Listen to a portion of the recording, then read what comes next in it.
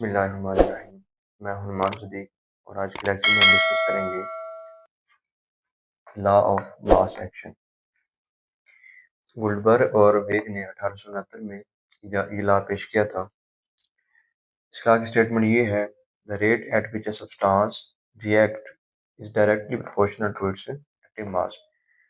कोई भी सब्सटेंस जब वो रिएक्ट करती है तो उसका रेट जो है उसके एक्टिव मास के डायरेक्टली प्रोपोर्शनल होता है। And the rate of a reaction, इस रिएक्शन का रेट जो होता है is directly proportional to the product of active mass of reacting substance. और किसी रिएक्शन का जो रेट होता है वो रिएक्ट करने वाली जो सब्सटेंसेस होती है हमारे पास, तो उनके प्रोडक्ट के हासिल ज़रब के बराबर होता है। यहाँ पे जो प्रोडक्ट लिया गया इसका मतलब ये है, हमारे पास जो हम मैथ में मल्टीप्लिकेशन को यूज़ करते हैं, तो रिएक्शन में जो रिएक्टिंग सब्सटेंस होगी उनका रेट प्रोडक्ट के एक्टिव मास के डायरेक्टली प्रोपोर्शनल होगा। एक्टिव मास जो है इसको हम स्क्वायर ब्रैकेट यानी बड़े ब्रैकेट से शो करते हैं और इसके यूनिट्स होते हैं मोल पर डीएम क्यूब। हमारे पास एक रिवर्सिबल रिएक्शन है। रिवर्सिबल रिएक्शन वो होता है जिसमें जो फॉरवर्ड भी हो रहा होता है और रिवर्स डायरेक्शन में भी हो रहा होता है। अब यहाँ पे ए और बी हमारे पास रिएक्टेंट है, सी और डी जो है ये प्रोडक्ट है।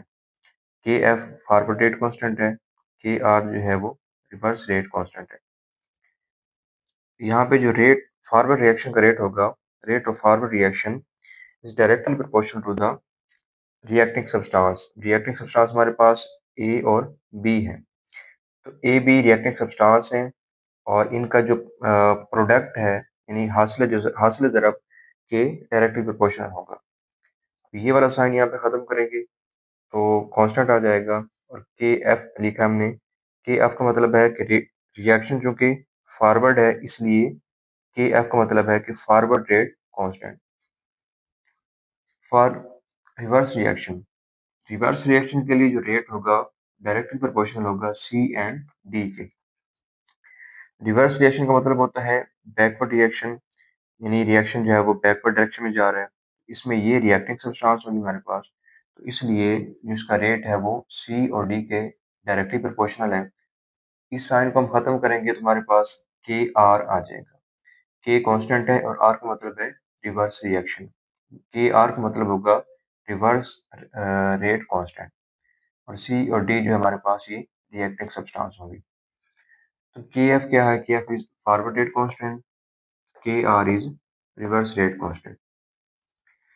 इक्विलिब्रियम की हालत में क्या होती है, जब इक्विलिब्रियम कायम हो जाती है तो उसमें दोनों रिएक्शन के जो रेट होते हैं, फॉरवर्ड का रेट और रिवर्स का रेट आपस में इक्वल हो जाते हैं।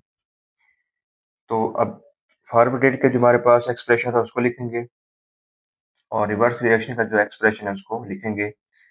अब यहाँ पे क्या होगा, यहाँ से जो के आर है वो के एफ के बटे में आ जाएगा और यहाँ से ए बी जो है वो इधर जाके सी डी के बटे में आ जाएगा। के एफ हमारे पास जो है वो के सी का इक्वल होता है और इसको जो हम एज इट इज लिख लेंगे।